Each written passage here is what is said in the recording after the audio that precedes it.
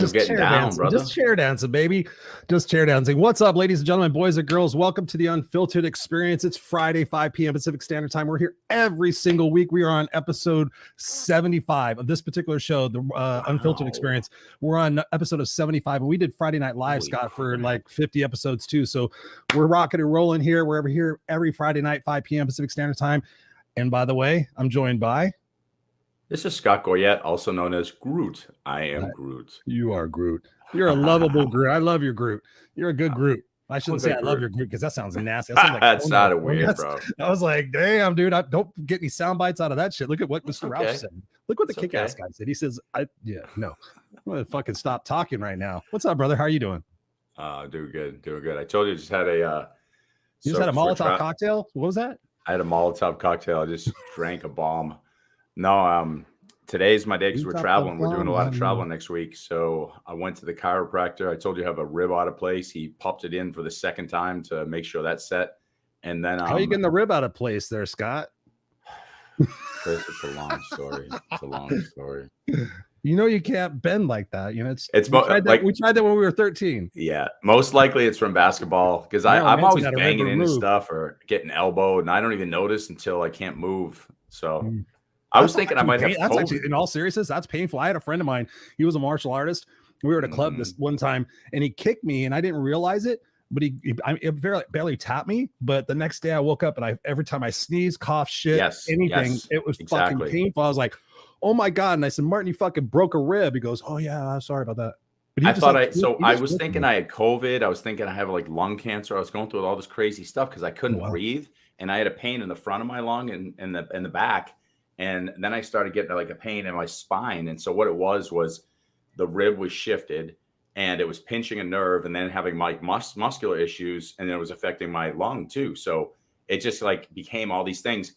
Once he popped it back in and did some work and like we did like all these different like red light, PEMF, all these things to help it. I feel night and day better. It's unbelievable. You look 10 years younger. Dude, you're like looking like 50, 51. I mean, you're looking great. I feel like 50.5, like a half a year younger. Feeling pretty good. It's funny. I was actually saying this the other day. I'm like, my mind is still 27, but my body in certain parts, I figured this out. You don't like this. From COVID, like I didn't work out that whole year and I lost so much muscle and I lost so much size and everything else. And when you get older, you start losing muscle mass anyway, over 50. I'm 53. And so like when you met me, I was super skinny. Like I used to be like big. And so it's taken me a year. I realized it was June last year when I went back to the gym after mother-in-law went back. And now I'm back to lifting like almost the same weight I was when I was younger. So I'm like, all right, hell yeah, 53, let's go. So I'm not trying to get back to where I was. I used to be 220, 230, but now being older, you got to be smart about it. But you look great. I see a high pro glow. Feeling good, Chris. You're looking good. We're sharp. What are you drinking? So today, actually, we joined a rum club. There's a new place in Austin just outside called High Rum. Yeah, it's a club. They make their own rums. This is a spice rum with all organic spices in it and Mexican Coke. So it's the real sugar. Whoa. I got Pepsi with real Coke or real sugar or something like that. It's all the same shit. Who knows? Look at Lynn backstage. She's drinking. She's like, oh yeah, she's having vodka straight out of the bottle. That's okay. Anyways, ladies and gentlemen, boys and girls, our usual little disclaimer here. Scott and I are very, very passionate about Help Heal Humanity. So I was actually just a part of the board meeting this afternoon, and we're really, really ramping up our efforts to create $100,000 in donations to help the kids of Haiti. We actually built a school in one of the hardest hit districts of Haiti, and now the things have gotten so bad, we're trying to make sure that we give those kids not only the education that they deserve, but they actually meals that they deserve. So right now we're currently feeding 60 students 3 times a week in absolute chaos. So we need your help to come actually volunteer or donate whatever it is it possibly can, $5, $10, $20, $10,000 maybe, to help us, give those kids an opportunity, a fighting chance in this world. So we appreciate you guys. So if you're listening to the podcast, it's helphealhumanity.org. helphealhumanity.org. We appreciate your donations. We appreciate your efforts. And if there's anything you can do for the organization, if you can volunteer your specific talents, please let me know. We'd love to have you on board. Thank you. And Chris, I want to add one thing to that too, because I know a lot of people's response to that is, well, what about people here and right next door who are starving? What about people in the U.S.? Because I hear that a lot. It's true. Listen to what the name of that organization is. help heal humanity. So when you say us or you say next door, what's 3,000 miles, 10,000 miles, or 500 feet? And I'm not saying ignore those next door that are starving. What I'm saying is, if you could throw a few dollars towards that and a few dollars toward this, humans are humans are humans. And that's why this organization is help heal humanity. And if there's somebody who's truly struggling, who has absolutely nothing, and we can help that, let's do it. Yes. And if you love the show, we don't ask. Scott and I never ask anything for you guys. We don't have sponsors. We don't have ads running. I see podcasts now, they have ads and it's interruptions and it's this and it's that. Scott and I just come to you real. But you can send us money because we would appreciate it. Well, I'm just saying that if you guys have gotten value out of the show, we've done 70, what did I say? 75 shows? 75 shows. If you've been here 75 shows, Robert Broker, thank you very much, brother. And you have had changes in your life. We're not expecting you to donate if you haven't had changes, but if you had changes in your mindset in your life, please do what you can for us. And I'll see it. Put on there, tag us, the Unfiltered crew, and we'll make sure that we recognize you as well here on the show. So we can all do something. And to Scott's point, it's so massive. Here in the United States, we have so many resources. I mean, things in Haiti are dire, but here's what Help Heal Humanity is really about. The fact that Serena is even thinking about going to Haiti in August just to be boots on the ground, the only organization that has been in the hardest hit areas since the 2 earthquakes. She is going back again and risking her life to make sure that we take care of those people, those communities that are the hardest hit, that are currently being governed by drug lords and all other stuff. We need your help. Those kids deserve an opportunity. They deserve a chance. They deserve to know that the rest of the world isn't isolated and just looking at their own myopic view of the world, that they know that people actually care about them. And it's amazing. The people that donate and see how their kids do, we're all volunteer. Nobody gets paid. It's all towards the efforts of what it is that we can do to make the world a better place. So thank you guys. Thank you. You know who would actually have a really good comment about what we're talking about? I know the perfect person. Her name is Lynn Serrano. Do you know where we can find Lynn right now? Lynn Serrano. Lynn Serrano. You know what? Ladies and gentlemen, let me introduce. I'm not going to read her thing that she sent me. Lynn Serrano, ladies and gentlemen, looking straight at you guys. Lynn Serrano was one of the most incredible individuals that I have met during COVID. And I met a lot of people. I met yourself, which I include in that list. Lynn Serrano, her story, I've read her book. Just an amazing individual who really has been through hell and back, got the shirt, took over, gave it to somebody else, came back and said, hey, listen, ladies and gentlemen, I'm going to be here and show up in my world and rock who I am. And more importantly, I'm going to take all the things that I've been through and I've been challenged with, and I'm going to go help other people maximize their lives and be able to see what they could possibly do when they let go of all the animosity and the anger and everything else and the resentment to move forward in their life. And that's what the show is about. The show is about us all moving forward collectively together and helping the fact that we can make a difference in the collective. So ladies and gentlemen, Lynn Serrano to the Unfiltered experience. Hey guys, thanks so much for having me here.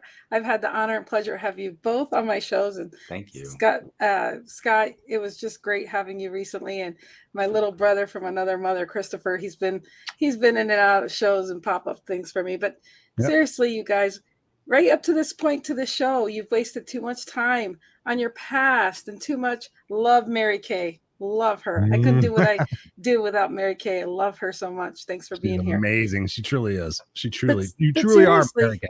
Seriously, guys. Wait, Lynn. But wait. I have something for you. But wait.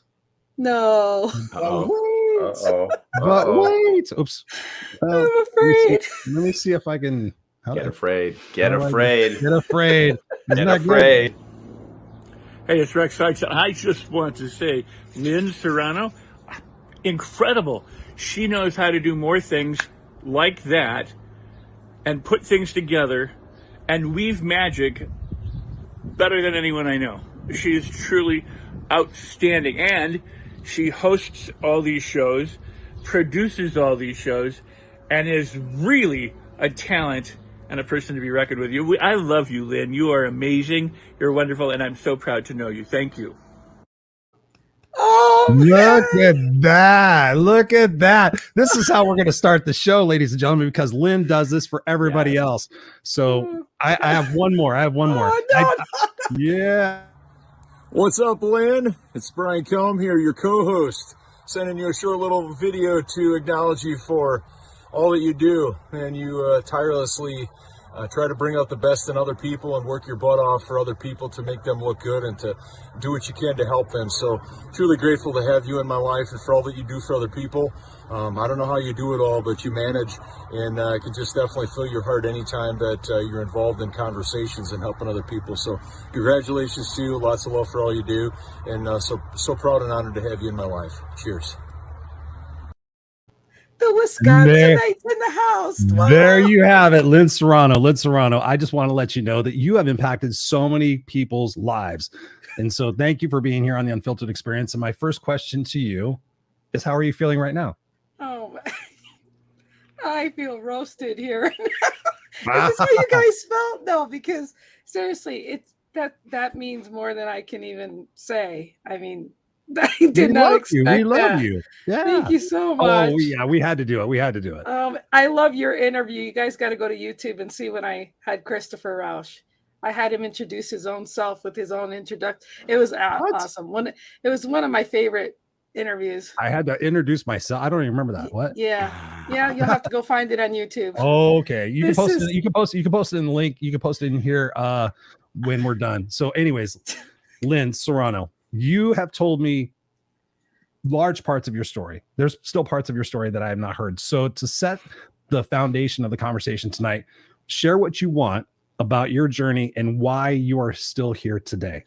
Give us a glimpse of what Lynn Serrano has been through. Talk about it. We're here on the Unfiltered Experience, just us here sitting in a bar, sitting in a coffee shop. People are just sitting here chilling with us. Talk to us about your journey and why you are here and doing the amazing things that you're doing. Well, I wrote a little book, and it's not even a fraction of my life or anything like that. But the thing is that there's a lot of dark times, and the way I got through is either through comedy on TV or to basically think of better days, knowing that, you know what, this right now, this too shall pass.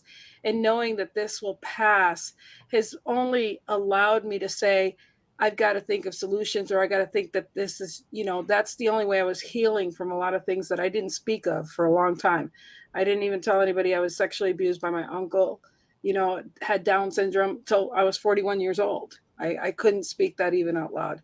There's just a lot of things, because when you surround yourself around people that are so judgy and they think that they know how people are and stuff, and being Puerto Rican and being not with the bilingual kids, because that was my first language, I learned I didn't even tell anybody I was Puerto Rican. I mean, I just learned that I just love peace. I just love love, and just loving love was like, these ignorant people here, I love them too, because they don't even know. They keep saying, I don't like Puerto Ricans or this or that. And I'm just like, okay, if only you knew that I'm Puerto Rican. I mean, it just, or if you only knew that I have, nieces and nephews that are half Black. I mean, like, why do I have to give the resume for people to love me or know or whatever? I mean, I'll even say something that's even in my book that, in 1980 or 1990, I had a brother that I didn't grow up with, but he had AIDS, and my daughter was 9 months old, and I didn't even hug my brother before he died, because we thought that's how we're going to die. And all I got to say is people didn't even know my brother had AIDS. You just didn't say. People didn't know that I was married to somebody that preferred the same sex. I mean, like, there's just a lot. There's just a lot of things that, what's the point in sharing with people? They're not going to hear it. It's only going to be gossip mill. Everybody's going to listen to things wrong. And I just want to love and know that, what's the point of me telling that to be heard? There's no point. But I just know what it feels like to be surrounded by people and know that they don't know you, but they're still judging things that they don't even understand. I mean, so needless to say, there's just so much stuff that I've just learned that I feel like on this earth, I've been a private little angel, because I've even had people that I've seen, commit suicide and different things. And the bottom line is people, the most caring people on this earth, think more about making happiness for other people because they don't know happiness. And yet, when that person isn't calling them or doing something anymore, nobody else checks on them. They don't check on them. And then when they check out, oh shit, they were a really nice person. They really love them and blah, blah, blah. And I'm like, look, I would think at first people are hypocrites because they never took time to share with anybody how they really felt, because they took for granted for those people. So what I've learned is I feel bad for people that don't realize that they have good people around them. They just take them for granted. And they're the strongest people you'll ever know. They won't bitch about it or anything. So my thing is I love to let people know I love them, because when somebody dies, what's the first thing you do? When's the last time I talked to them? What did I think about? Oh, did I tell them I love them? Did I think? No, I don't know. And then we all have those regrets. So I say, don't live in the regrets. Really appreciate, really be in the moment with that person. And, it's like the fact that I wrote that first part of the book, I can leave that shit there and it doesn't define me. It doesn't bother me or anything. And I'm working on my second part of my life book journey. And that's going to be very difficult, but it needs to be done because it really does help. And I encourage everybody to write their story in their book because, it's not an excuse not to live good today. Amen. So. And I got a question for you because I think that we can all understand each other, the three of us and much of our audience.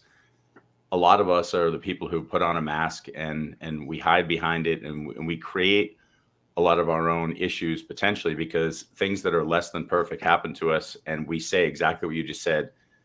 No one's going to understand this. These people judge this. And so we keep creating an amazing mask, whether it's humor, which is my go-to. I could be the life of the party. Everyone's like, oh, he's never got a problem. Yeah. So you brought up a point. If I was to say that nobody's going to understand me, then I'm right. I'm going to be right.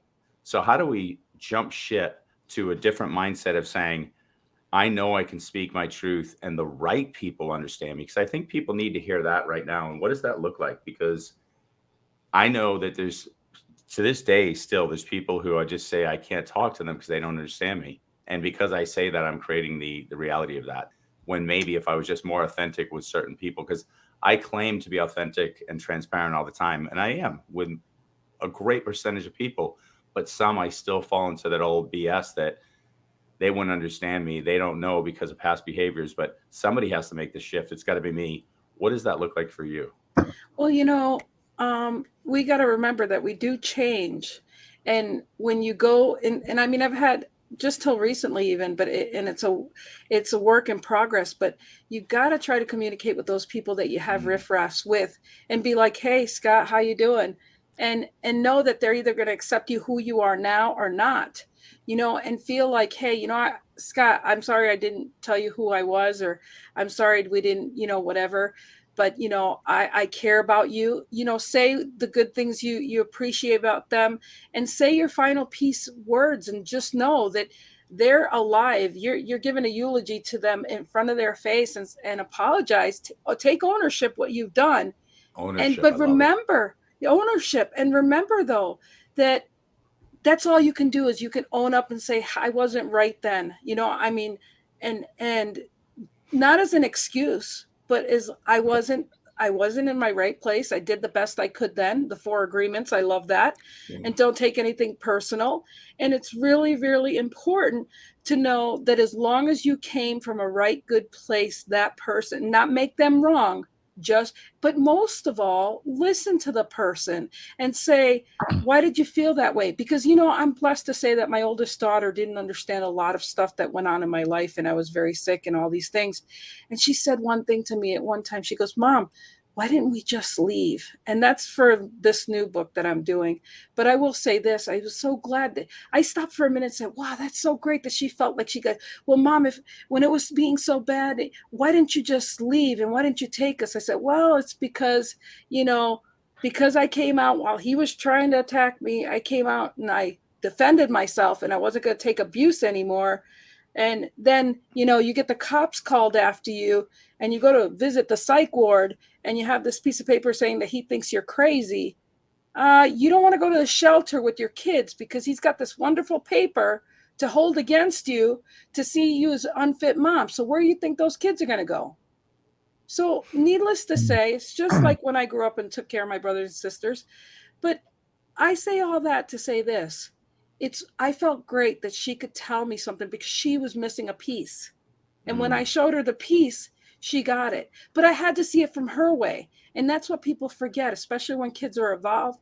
Don't be about your dirty laundry, your dirty stuff you're going through with your husband, because the kids don't see it that way. The riffraff between parents the kids should never suffer that way. And that's the thing. The kids don't know what's behind doors. And yet, remember, they're going to want to pick your nursing home. They're the ones who are going to take care of you later.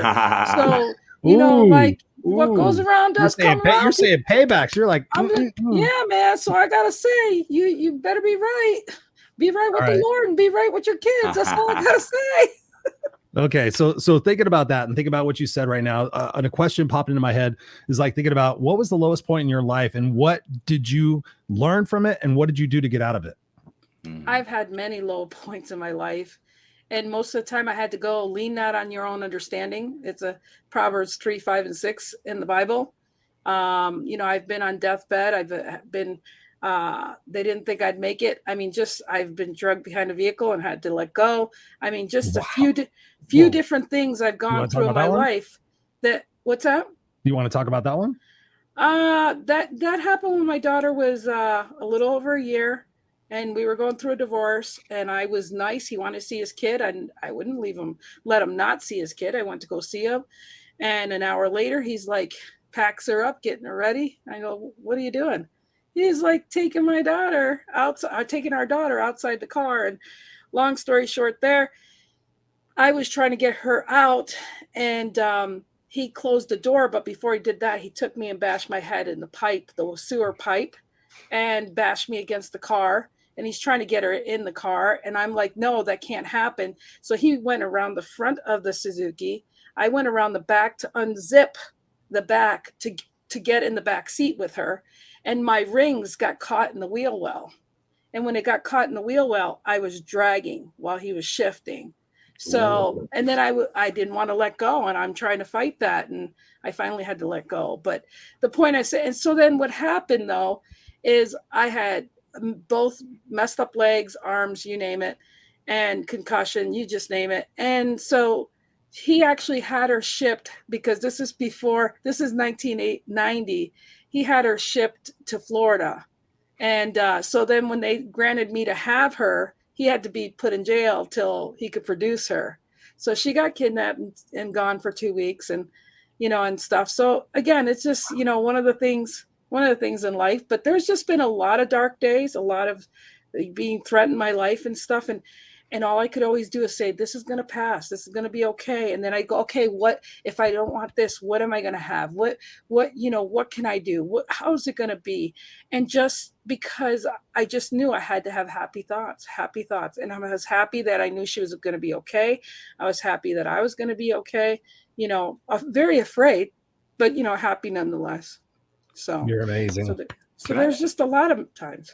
I want to ask you a question, because as I'm listening to you, I'm seeing a lot of people pop up in my brain that I start to love when I hear them. And you're one of those people. I start to listen to the story, and I'm a massive empath. And we joke and like tease each other in good ways. You like call me Dr. Love, whatever you call me. I always laughing. Dr. Love Lovable. Bug. That's what it is. Yeah. Lovable. I love it. I think it's funny, and I love the way that we start to love each other quickly.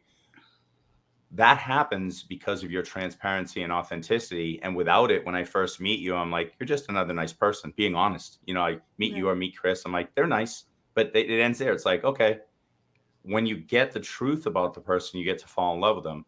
What do we tell people, or what do we suggest to people to really start to become authentic with more people? Because I'm thinking of so many people that maybe I would fall in love with. And I mean that in a beautiful agape sense, like, man, this is a nice person. Oh, wow. Now I understand. Like, maybe there's something I'm like, I don't like her political view, or I don't like what she said about religion, or I don't like what she said about this, or whatever. It instantly all goes away when I go, there's her heart, or there's Chris's heart.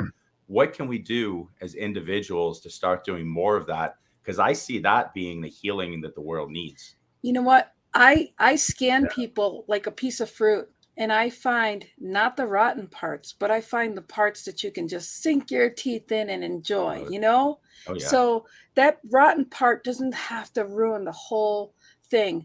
And whatever people do, that doesn't defy them. That's the only thing they're doing at that time. That they're not their actions. That, you know, that's not their being. And so just knowing to find something to love somebody in commonality, and just know genuine, and to know that mean, rude people, they're lost. They need love. They need affection. And I have learned, and I have loved some of the hardest people that live on this earth. But you know what? And there comes to a point where I say enough is enough, because I'm not going to take the beating either. But one thing I do at the end is say, you know what? At the end of the day, I'm going to love them because they needed that, because nobody else is showing them that. And yet they treat me worse than they do the other people. So I'm like, but that's okay, because I gave them love. They needed that love from somebody. And so just knowing that you can love them. And at the end of the day, guess what? You could feel good that he could be an asshole, or he is an asshole, but I wasn't an asshole back. And I always tell kids, the karmic balance. Two wrongs don't make a right. And I'll tell you, I've seen a lot of people that have tried to do harm or treat me like crap. And I've seen karma does work. I mean, whatever you put out there, I don't want to be a part of that. I'm far from perfect. I'm Puerto Rican. I'm Latina. I can get just as mad and angry and be like, whatever. But then I've seen it. And then I'm like, okay, just stop that. But I always, because I tell the truth. I mean, I just tell it how it is. And when I see unjust in other people, and I see, that's the other thing is, you know, we're an empath, Scott. When we see other people going through things and we can sense, oh shit, been there, done that. I don't want to say, oh, here, read my book real quick and hear everything I have so that I can help you. But there's times when people do need to know that you understand. Like, I'll give an example. Not until you've lost a parent do you know what it feels like to lose a parent. And you know that, Christopher. It's like, shit, what did I? Or let's go back to elementary. When the first time you lost a dog and your friends didn't understand. You don't understand till it happens to you. And then you have another mark in your card, an experience that everybody's experience is different.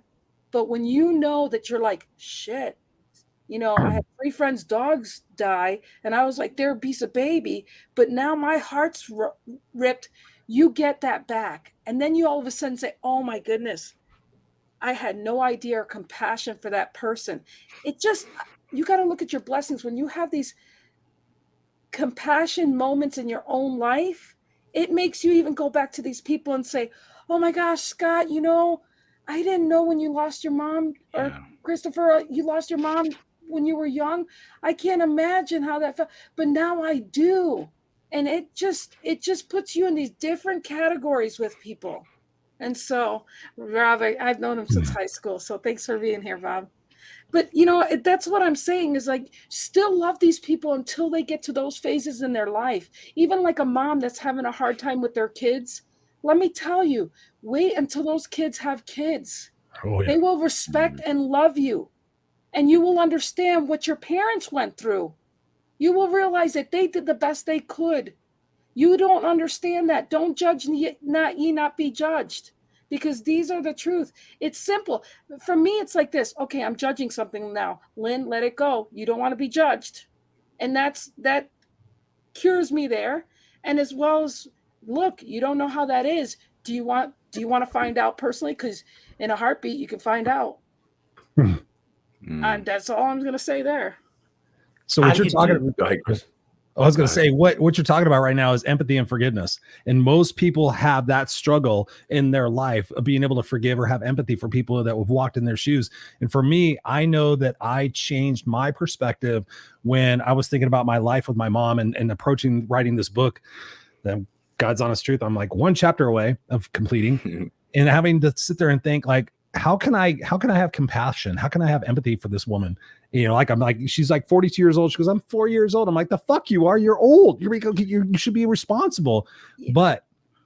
But bump the brakes. So when I actually thought about, like, if I had gone through all of her experiences, all of the different relationships that she had, all the different things that were inputted into her brain for the first 5 years of her life, might I be like her? Yes or no? Yes. So I was like, okay, she went through a shitty experience. Yes, she can make different decisions. I was very adamant about that. You can, and I still am. I mean, you can make different decisions. However, in the grander scheme of things, like literally when I was talking to my coach on Wednesday, I held up the cover of my book that I'm like, all of this, all of that, all of everything got me to this moment right here. So I am thankful, grateful, appreciative for all the shit that I went through, because it made me the person that I am today, because I decided to use that for my greater good rather than my greater bad. And I think that's where you're at. So talk to us about how we can help other people have empathy and forgiveness for those people that have wronged them in their life. Because you've got a list. I mean, yeah, I've got a list. I have a few, but wronged. you have a list. I've got a list that have wronged, even including my mom, who's even wronged my kids. And that was the hardest thing, to be at my mom's bedside, knowing that, you know, she's hurt and wronged my kids too. And yet she's my mother. So there's, you know, there's just so many. But what I'll say is this: we all have a day of reckoning. We all have a day of different things. And, you know, I've had brain injuries, and in 2008, I hit my head and I pretty much ended up in the hospital, lost 3 days of my life. And I haven't spoken this anywhere except that I saw my kids. They look like somebody else to me. I didn't even know my own kids.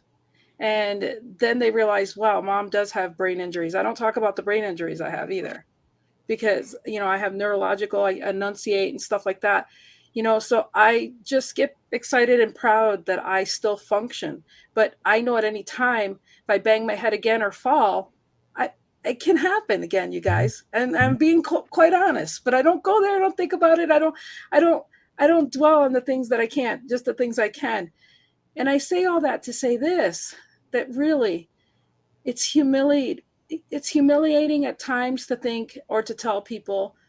And I only say this because people, there's that stigma, and we got to get rid of the stigma, or mental illnesses or brain injuries or trauma or being sexually abused, beaten, all these things. Some people say it, oh yeah, I've been this and that. And then there's other people that know it so well. And again, you know, for a mom, you know, my kids love me now, but it's those things of how can you be the best mom? Well, you know, until you're a mom, there's no, you guys have kids, you know, there's no manual with these children, but everything you said or thought, your eyes open once you have children. And so again, and for those that don't have children, those people in your life will come and show themselves, and you'll realize what you went through. But please just worry and love yourself. That's what I had to do, is love myself and love the fact that, Lynn, you are in a better place. We're blessed with a bunch of books, and Rex Sykes and all sorts of people around. Yeah, we always laugh when Lynn just splurs things. Brian, I'll tell you, we got Lynnisms and everything. We just we all do it. It's right, not just you. That's what I'm saying. You know, when I do my podcast and I have all these people and I do shows up, that's what I'm saying. If Lynn can do it, you can do it too. Yeah. That's what I'm saying. We don't need to be polished. We don't need to be this cookie cutter thing that we think we are. I didn't know I had this fat order disease thing going, and we're not going there. But the point is that, you know, from being a bodybuilder and being such an athlete to not looking like that, except, you know, on the charts, I'm just morbidly obese. You know, your dignity and pride goes down to this. Again, it's just all these different things. And I go, let it go, let it go. I'm just going to smile. I'm just going to give love. And if somebody wants to judge me for what they think on the outside, oh, they're missing out, because I think it's a privilege for people to get to know you and know who you are. If you're an introvert like I am, and if you really hurt, just know that what you do is you give people the best light you can. You give them the love that maybe you didn't have, but you know what? You're doing it because you're loving yourself and you're respecting yourself. Amen. So, yeah, I love you guys. Take a moment. Let's take a moment for a collective group hug. Yes, and you know, let me capture a couple of things. This guy, no, I'm not gonna fucking vote for you. And why would you post that shit? That's stupid. Robert says, hello, Debbie. What's up, Robert? Thank you for being here. Appreciate you being here. Debbie's in the house. She says, what's up, Robert? Yeah, what the yeah, just fuck off, William. Ron's in the house. What's up, Ron? Says having the experience gives you knowledge, and then you can go help those who go through it in the future. Valuable experience is a gift, and I know, Ron, you are experiencing that personally, so thank you for being here, brother. We got Mary Kay in the house. She says, what a horrible experience with your ex, Lynn. You are still so loving. Absolutely. We got Mike in the house. He says, yes, yes, yes. We got Lee in the house. What's up, Lee? Thank you for being here, brother. He says, amazing, Lynn. We got Chad in the house from Orange County. What's up, Chad? He says, hey now. We got Robert in the house saying, so very proud of you, Lynn. Amen. Love you. So Lynn, thinking about this conversation and thinking about what we're talking about tonight, and you know, what have been your predominant excuses, me being the no excuses coach, what has been the predominant excuses for you not to achieve any success, but then how did you override those excuses to become where you're at today? Yeah, that's a great question, because I'm not looking for fame and fortune. I'm not looking for anything to be like whatever, but I know that my messages and the people that I share and the people's love that they have is, I just know that they need, I feel all the women, all the men in this world that feel like me and have had shame and had different things they feel. And all I do is I now give myself grace to know at nighttime I'm just by myself.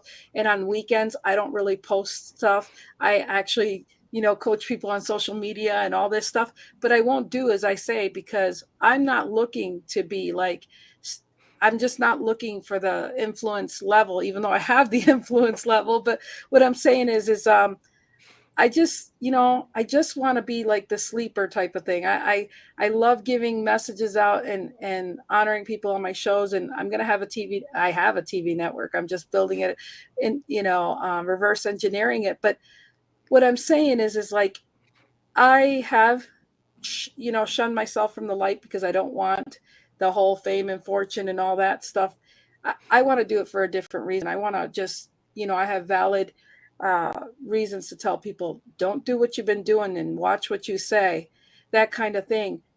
But I'm successful to my own self. We're all successful. Even if you're miserable right now, guess what? Congratulations. You did that shit yourself. So you are successful. Yeah. So I am successful, but I'll tell you what, at the end of the day, don't call me after midnight and don't call me between 4:00 in the morning. I will be at my peak and the best I can be when I want to be, not because the media wants me to be. So find what's perfect for you and know that that's perfect for you, not what everybody else says. I love that. And I love that you just kind of like spoke about a hybrid model, because, Chris will, it's funny, when Chris and I started, we were both like, we got to go like gung ho on social media. And we've taken, slightly different routes. He utilizes Clubhouse, which I think is incredible.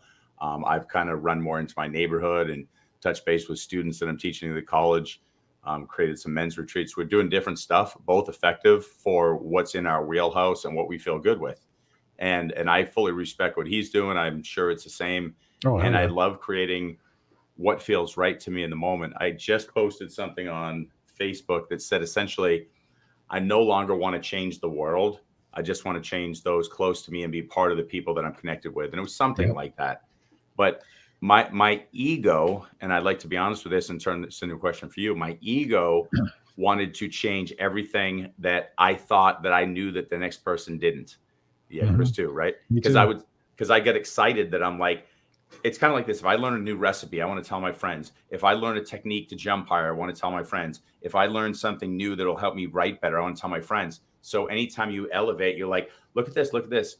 Now what I realize, and you've spoken this, very eloquently, Lynn, is I'm just going to be the light. I'm going to do it in my time and capacity. I'm going to get rest where needed. I'm going to take weekends off with the family. And you know what? If I influence 100 people instead of 10 million that are connected to me, I'm so fine with that. If nobody remembers my name, but they remember my heart and my connection, I don't even care. Hey, fucking men. I am Groot. Just want to yes, dude. That's yes, and I'm on board with that. That's exactly what I'm saying. It's like, I'm not trying to be on people's podcasts to grow my stuff or this. Matter of fact, I got to tell you something really funny. I do these little eulogies like you guys did to me today, and I got it. I'm ousting myself because I'm that real. It's to the point where I do have a reputation. You're going to be on Lynn's show. She's going to bring freaking people, and you don't know what she's going to do, especially when people haven't seen my show. So now I got the kahunas this week. And I said, you know what? I'm not going to let Chris and Scott think, oh, it's mutual friends and it's going to be one of these 15. I decided to venture out. And now I'm just like freaking being a spammer. I'm saying, hey, Fred, I'm going to have Christopher that's on my awesome. show. And will you do this? But this is so funny, right? I'm doing massive for next week. I hope they're not watching the show right now. But I'm telling you, I'm doing massive, like, copy and paste to get these people, right? Well, I messed up with one person because I sent the message to somebody else. And they go, I don't understand this. But this is the funny thing is, I was like, oh, thank you, man. There's people that don't really know him really well. So if you know anybody else, can you lead me to? And they said, yes. And it's the follow-up that I copied paste that was wrong. And I said, oh, thank you so much, because, they're friends, my mutual friends, we're just acquaintances and stuff like that. So this guy goes, I don't get what you're talking about. And then he comes out and he goes, okay. And then I pasted the wrong person's name. Oh, shit. So he goes, and then I'm going to read this because this is hilarious. This is hilarious.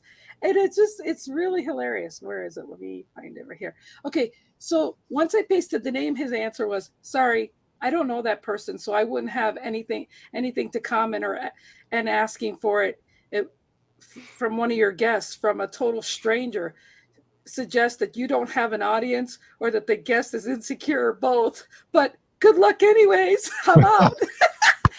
And I just laughed because when I said, oh, I'm sorry, I did that wrong. And then this is to be continued, but I will say this. So somebody else that's kind of famous went ahead and like messaged them and say, oh, will you do this for this person after he's already been peace out to me? So again, and you know what? I'm laughing. My feelings, they hurt because the fact that, I could say, oh my gosh, he's saying I don't have an, audience, or this guy's insecure or whatever. I didn't look at it that way. I look like, you know what? I'm making myself look silly as hell so that when I do this show, I'm like, you don't know what the hell I went through for this. And to surprise these people, because it'll be people that weren't mutual. So again, I just think it's really, really awesome to say, I'll go out on the limb like that. I don't give a shit. Because what I do from the heart. I don't just invite people over my show. I take time to really appreciate their time and just love on them. Because at the end of the day, I want them to go back and have this gift. And I'm eventually going to have a show where all of us is going to say, do you want to eulogize somebody in person? Tell them to come on my show. And living eulogies. I've been trying to do that forever. That's a great idea. So so let's do it. So the thing is they'll come thinking they're talking one topic like I thought today. And then all of a sudden you have videos from other people. You didn't think they were going to turn it back on you. But I just love that concept, except I'm like, Lynn, you're putting yourself in a freaking corner. What are you going to do after a while? You know what we should do? We should just do this for each other, like all for each other for our birthday. Like, what a cool birthday gift. Let's get a group of us, like everybody who's in this kind of community. Don't even say it. Just for the heck of it.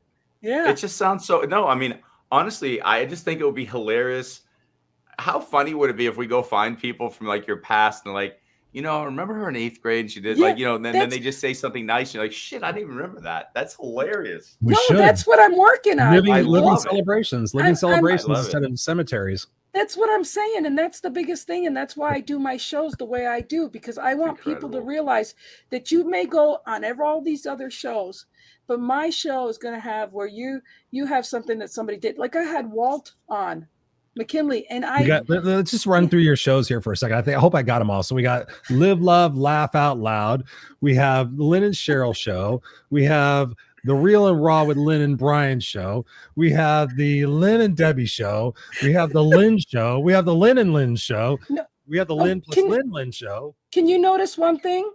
What? This is for those introverts out there that feel they can't do anything, let me tell you, I'm not one that wants to do those personal videos and just sit here and talk to you. I feel more comfortable having somebody to be on the, I'm not a show stealer. I love. Why do you do all these? That's my question. Why do you do these, and what is the intention of the message that you want people to get the most? That's why I brought this up. Okay, the most is you can do any kind of show. I have everybody. We're all different. So the diversity, my connections, the love, I'm producing shows now for other people too. Nice. So I'm producing Debbie's Find It, and now Sandra Horton's Leadership Heart podcast. And I'm going to work with Rex Sykes here on something too. But what I'm saying is I I just love showing people the different, like, good example. I mean, like, even if neurologically or something, I'm having a problem, I can bounce off of somebody and we can talk whatever we can talk. Yep. And so the topics are great. It's all about self-development, life, just giving those little nuggets of life and how, and laughter. And oh my gosh, you missed Lynn and Scott show. We have now on Tuesday nights, we ask other podcasters, other thought leaders. I mean, we've had Rex Sykes, we've had Bob Donnell, we've had all sorts of different people on there. And it's just great because it's all people that just want to change the world. And I know, Christopher, you're busy with your son on Tuesdays before your show, or else you'd be there. But it's just, and I got to get Scott over there. I got to get Scott over there too. But what I'm saying is, when people see collectively all these people together, and we're not selling shit, we're not doing the hyping commercial shit. We're really saying that, look, Scott and I may not have the same agreement, but we love each other and we're going to share. And the biggest thing, like, as we see it, it's a perspective. People don't understand that if you can see this dimension, and I mean, I've got a Fiji bottle, I could go like this and you'd think I had a FU bottle. Like, you're assuming. You don't always know the whole thing. So if you have other people saying, well, I see it this way, I see it that way, and you talk about it, you can realize you see that way, and then your own way. So I'm always trying to bring people to say, we're not telling you to think this way, but we're making you provocatively ask the questions to yourself. Is that my belief, or is that not my belief? Or I didn't think of that. And there's a lot of people miserable in relationships. They should move out, leave alone. People are not, they don't realize that they have an expiration date, and they're choosing, and I say this about me, choosing to stay in miserable things for too freaking long. And we don't have that anymore. We don't have that anymore. So how do we turn up the volume of the heart and turn down the volume of the mouth? Because I would actually, if I were to grade the three of us, just from my perspective, I'd say all three of us are very good at turning up the volume of the heart. And that's why those who listen to us are interested in what we have to say. Because even though we might not, I mean, Chris and I have talked about it numerous times. There's so many people who follow us have very different beliefs. And the reason they're following us is we're speaking from the heart, and they feel that. Now, to so many, I'm never going to name names, but there's people within our network of people that I feel like their mouth is much louder than their heart. And I start to fall in love with their heart. And I'm like, I can't listen to you anymore because you just keep talking and you're not speaking from your heart. And Chris knows many of these. And I have a real issue with them. And I've had to distance myself from them. And it's bothersome because I want to love them, and I do, but I can't listen to them. I want to hear them speak from here and just talk about the things that matter instead of the extraneous bullshit that I just keep hearing people talk about. What recommendation can you give to others? Because I want to go back to that. I think the healing of humanity is going to stem from when we start speaking from the heart. You do it so eloquently. So does Chris. I try to think I do. If I'm not doing it, please tell me. But what do we tell people to do? So Scott, the fact that those people are still pissing you off, there's something in there that you need to love yourself. Because then you will oversee the rotten part of them.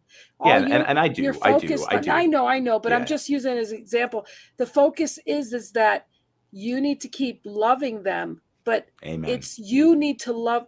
I always go by this: judge not, ye not be judged.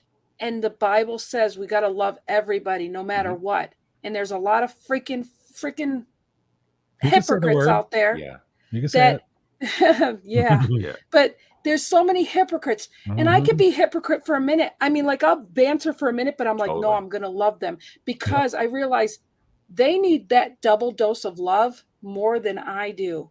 And sometimes the silence of just being around them and releasing and just letting go and say, gosh, when you start getting compassion and sad for them, for their ignorance, you really do, Scott. And then you start pouring love to them and saying, God, if only they knew. And I don't need, we're going to telepath this between us, Scott, but I'm thinking of somebody myself right now. And if they could only realize what an asshole they sound like when they're talking about, or I think Chris and I both actually knew who you were talking about. I know. Yeah. Okay. So all I'm trying to say is, you just said, I was like, Yep. When you're name dropping or you're putting light to something else, it's like good example. Somebody that's telling the truth will tell the truth and it'll put it right there. And the person that's not telling the truth say, look at Lynn brought this over here. This shit ain't no good for us. For attention. And you're like, oh, wait a second. Lynn's the problem. Well, gee, she came to help everybody, but this person's coming over here. Lynn's diffusing and trying to kill the good vibes. They're the piece of the rotten apple. But That's when you realize, but you want to take that part and realize, you know what? People got to learn the shit for themselves. We can't save everybody. True. So even though we see it, we might put crumbs and say, so why did, before Lynn put this down though, why did she drink it and then say, you guys can have some too? Now, if Lynn didn't think, if there was something wrong with this, why would Lynn drink it and tell you first? Whereas this other person's like, oh, I wouldn't touch this stuff. Well, you know what? I bet if you brought a bottle, you wouldn't have drank it. You would have said, hey, anybody want this? That's the difference. Yeah. I love it. It's funny because, Chris, it's fun to prove that you practice what you preach, because some of these people that are frustrating to me, I'll distance myself, but I'll still, if something comes up, they post that's nice, I'll still put the heart, I'll still put the whatever, because I'll support everyone when they're doing the right thing. But as soon as this person was in the hospital at one point, I made an effort to contact them and make sure they're doing okay, and went above and beyond everything. And you got shit for it. Like, I don't want to hear what you... No, actually very kind. Okay. And I even sent them some guided meditations and said, anything you need as far as love and support, you got it. And they were very cool with that. And again, AW? Yes. But my point is, it doesn't matter like what beliefs, like here's the thing. We have a limited time here on this earth. I want to be around the people who are energizing me, and I'm influencing them in a positive way, and we're elevating one another. Yeah. I'm not against these other people at all. I just don't see eye to eye with them, and there's nothing wrong with that. But I still love them, like you said. And in a time of need, I would be there for anybody. Well, the same example, I've had a situation, and they offer you the world, and they think it's nice when you donate money directly and this and that. But then you see their actions. Do they support your post? Do they do those things? No, they don't. So then, but you know what? I may support when I believe something or whatever, but I'm like, you know what? Don't got time for like here. That's okay. What I'm saying is love them, but love your health too, to say, you know what? I'm going to give other people more love, because obviously I'm not doing love to see what I get. I'm doing it sincerely. But, like good example. Hey, share this out. Well, if I share it out, do you ever share any of my shit out? I don't think so. And that's fine. But that's not why we do it. We don't care about that. But other people's motives are different. So there's different perspectives. Like hey, I'm in the marketing industry. I'm in the social media industry and stuff. And I don't even like to tell my clients, I don't tell them to be like the next snake oil person and sell this or say this, or, I'm learning NLP just to see how many freaking manipulators are out there, so that I don't become one of them. I love knowing the tricks. Shit. Yeah, I've learned all the stuff. Like I go to training after, like, not as much anymore because I've taken so many freaking trainings. I took every sales training you could think of. I took the NLP stuff. I went to shaman training. I've done plant medicine. I want to go deep inside your brain. So instantly I go, I don't want to say I like you or don't. I connect with you and see you in a good way, or I'm not ready for you in this time. You know what? People need to understand our gut, our vibes. I mean, I get chills when I see people are telling the truth, and I'm like, oh, you just telling on yourself. Believe people with the way they see and the way they talk and the way they do, because let me tell you, your gut always knows. You're perfect the right way you are.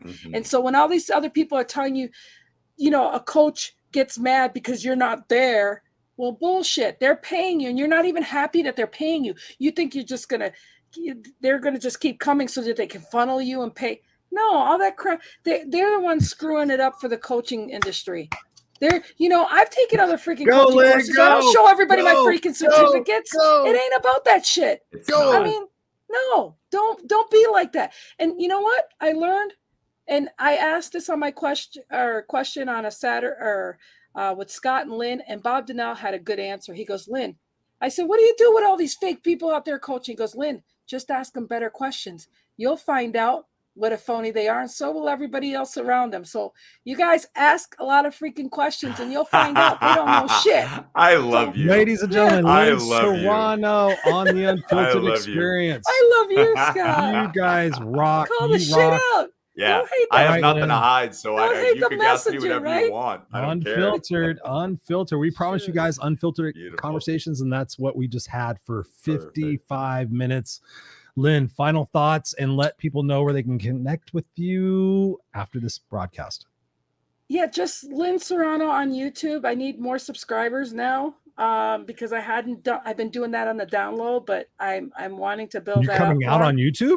Yeah, I'm coming out on YouTube. Oh, so everybody sign up. You gotta get on this. Yeah. So thank you so much for that. And like I said, Live, Love, Laugh. I'll go ahead and put that in the comment. I just thank you guys. But seriously, sharing is caring, but you do it when you want to. And I look at you, all the shows. Yeah.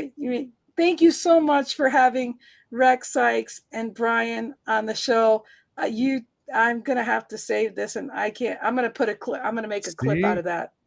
I can't. You deserve it, my dear. You deserve it. You deserve it. You deserve it. You're a rock star. And listen, he's saying right on, Lynn. Got Mary Kay in the house saying, she goes, I'm not ready. You know what? You. Mary Kay and Lee have helped me do videos for some people on my shows. And that's what I mean. It's just great when people get together and really support each other. And that's the thing. What's wrong with you sharing and helping each other feel like we're all special? We all should have time to respect everybody. It doesn't matter. I don't care if you're not, have any followers or whatever. It doesn't matter. You're a human being. People need to know they're loved while they're here. We've had even COVID. Before COVID, we knew we were going to freaking die. And all of a sudden, it's not even helping some people because they're still bitter and ugly people. And that's one thing that's great about COVID. It showed you how ugly humanity is. But you know what? That means we need to give more love, more peace, more peace and love. Now. Because what'd you say? Go love now. Right now. Right this now. Second. Because go it love makes yourself now, for fuck's sake. That's a first thing. It makes you feel good. And you know what? Why the hell do you treat and say nice things to people and not say nice things back to you? Think about that. You earn and you do the respect of yourself. You don't need anybody else's compliments. Compliment yourself. And that's the other thing. It's like, well, Scott, what do you want a girl to say to you? Well, why don't you say that shit to yourself? Why do you have to wait for somebody else to tell you? Why do you have to wait, Christopher? I mean, it's like you're waiting for somebody to acknowledge yourself. Like when I create something for one of my people, I do intros and outros for people right now. And I say, hey, I did a damn good job. Damn, Lynn, you did good. It's not egotistical. It's the acknowledging that I'm happy with what I did. And that makes you feel good because you did it for yourself and then you gave it to somebody else. So love yourself, and it's just an amazing thing. I didn't love myself for how my body was being, but now I'm being nice to myself. I said, Lynn, you are beautiful. You are skinny girl trapped in a big body, but it's okay. You're just the way you are. And it's funny because, even like that movie, what's that one? Shallow Hal. Yes. Shallow Hal. With a tail. What's that? Remember the girl is the tail? No, he is the tail. George Costanza had a tail. Remember he was making fun of all the girls, and then they find out he has a tail. It's the best. Yes. So all I'm saying is just remember, when you start having compassion with yourself, not excuses, but compassion with yourself and understand yourself, then you can start on I always say this, it's an inside job, people. Yep. Whatever you do in the inside is going to spew out. Why not spew love and goo everywhere? Because you know what? I love one thing. I've done plenty of shows to know that I've walked in a room. I've done lingerie shows and things. I've walked in a room and I'm like, yeah, I know what y'all thinking, but I love them and smile. By the end of the day, they're like, oh my gosh, Lynn, I'm like, yeah, I knew what you thought. But I just love it because I just know the people that quickly judge me will realize, wow, she's deep. I'm deeper than anybody knows. And I love that. So it's a mystique and it's a gift to allow people in my inner circle. And then it's just a joke. And what I would love to people to understand is that that's the truth. People need to see the essence of, well, Scott, you're different belief than Lynn, and so's Christopher. But why do you love her? Because we enter the energy that we are all one, and we do love each other. And people need to find that mystique and see what all of us, it's like, why would you be together? Because it's about the love. And that love will conquer all this other bullshit. Love is what it's all about. Lynn Serrano on the Unfiltered Experience. Ladies and gentlemen, Jackson Christopher Rausch. Say something nice in the microphone. I love you guys. This was an honor. We love you. Okay. Say we love you, Lynn. Love you, Lynn. Love you, Jackson.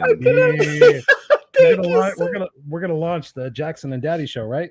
I'm getting kicked off at some point, and that's okay. When you, Jackson, as soon as you're ready to kick me off, do you want to be the new host?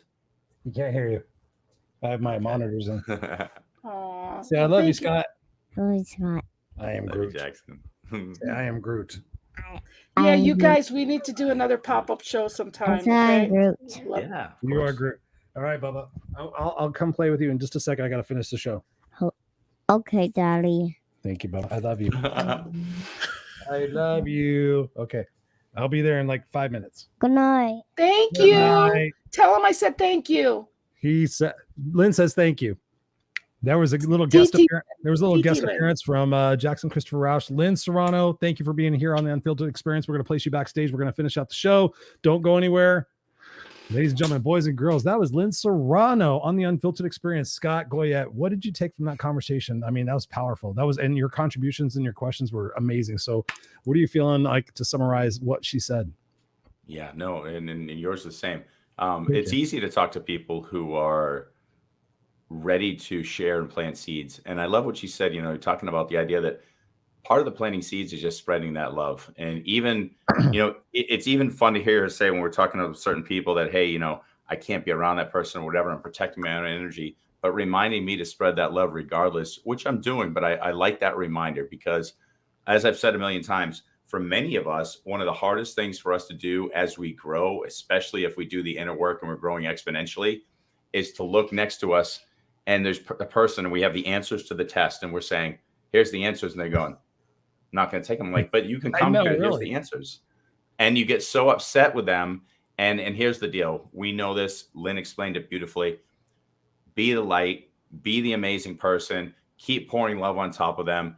Eventually they'll go, oh, you gave me the answers. And we'll be like, yes, I'm glad to see you here. But until somebody's ready to move forward, they're going to be stuck in their own position and do what Lynn's doing, do what you're doing, Chris, do what we're all doing our best to do is be the light. Love yourself first, because it's going to be much easier to be the light when you love yourself first. Not easy, worth it. I'll end with that. That's what I got. Dude, you were just like taking the words out of my brain. So thank you. I just want to capture a couple of the comments. Aaron's up here going, yes, love it. Aaron says, all you need is love. Absolutely. The Beatles. Yeah. Mary Kay says, hey, Jackson, what's up? Yes, Jackson, you're awesome. I'll go show him all that. Yes, be love. Lynn Serrano, you have created such a stir. Ron says here, great show, Chris, Scott, and Lynn. Thank you, Ron, for being here. I appreciate you, brother. I hope your sunburn is healing. Robert Ward says, great show. It was just a conversation, man. It was just seriously, it's not a show. It's just all of us just having a great conversation. So the thing we ask of you guys is if you got value out of this, please share this out. Not only just share it out, but share it out with just some comments to say, hey, listen, I just heard this conversation with these three cats that inspired me to think differently about X. Just do that. I mean, and point them to www.theunfilteredexperience. But the fact is that we do this every single week to expand our horizons and expand our perspectives about what we're capable of. And the fact that Lynn was here sharing and bearing all about her particular experiences. And I put her on the spot, like, tell us more about the fact that you were drugged by a fucking car. Like, how many of us have been drugged by a car and we're still here doing 7 shows a week saying, hey, I want to use my voice, my communication, and my story to help you guys all move forward, because we're all a pebble in the pond. We're all a pebble in the pond. And to your point, Scott, that's what I was thinking about, is like the fact I talked to over 200 people in the last 2 years. And the thing I found out the most is that most of us don't love ourselves, but yet we're all expecting everything else in the world to change so that we love ourselves. But it starts right there. Like you said, Scott, go love now. Go love yourself now. Go hydrate. I'm going to give you the fucking recipe for like being kick-ass. Hydrate, drink half your body weight in ounces of water every single day. Get some exercise, go out for 30 minutes, 20 minutes, go for a walk. Breathe in some good air. Get out of the house, get some sunshine, get some vitamin D. Get great sleep. Focus on your sleep. Get some nutrition. Make sure that like 3/4 of your day you're eating pretty good. If you want to fuck off the rest of the day, that's fine. I subscribe to a 6-day being really good, and the 7th day, boom, anything is game on, and I'm doing pretty good. Yeah. So you guys can go out there and be the change that you bitch about. And the big thing that from the conversation for me tonight is the fact that we've all been through shit. And when you think about where have you grown the most? Where have you grown the most? When things were easy or when things were challenging? So if you grew when things were challenging, then shouldn't you have the perspective, the mindset, the focus that this challenge that's coming up for me right now, I should embrace and go toward instead of run from, because it's going to make me better. It's going to create strength within myself. I go through challenges all the time. People sit there and say, Chris, you're so motivated. I'm like, you don't see me the other fucking 23 hours and 45 minutes a day. You don't see what I go through to keep this mentality, this thing going, because it's all work. It's not easy for any of us, but it's possible. And it's possible when you have that focus and that commitment, that legacy in mind, thinking with the end in mind, and what do you want to be remembered for? My son, you just guys met him. For me, that's everything. Like, can I make this world a better place for him and his kids? Yes. That's what I'm going to commit to every single day. And that's what we want for you guys. So if you are not part of the community, please go to www.theunfilteredexperience.com. We want you guys to be a part of the tribe. If you have a particular subject or a guest that you would love for us to have, please let us know who it is, what it is, and we will have it here on the Unfiltered Experience. Scott and I love you. We appreciate you. Final words, Scott? I love you, and please share it. I agree with Chris. And one last thing, be grateful, be aware, and what you become aware of that's triggering you, take action to fix it. Peace.